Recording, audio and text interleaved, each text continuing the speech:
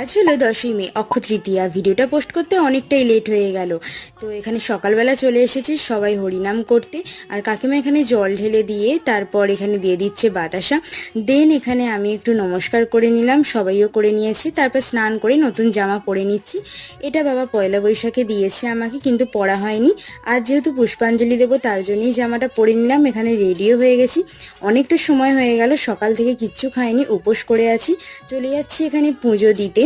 আর পুজো দিতে গিয়ে দেখতে পাচ্ছি প্রচণ্ড ভিড় হয়েছে। এখানে দূর দূর থেকে সবাই পুজো দিতে আসে আমাদের পাড়ায়।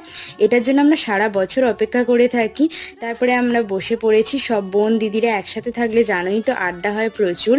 তারপর পুষ্পাঞ্জলি দিয়ে বাড়িতে চলে এসেছি। প্রথমে একটা বাতাসা দিয়ে উপোসটা ভাঙলাম, বাতাসার জল খেয়েছি।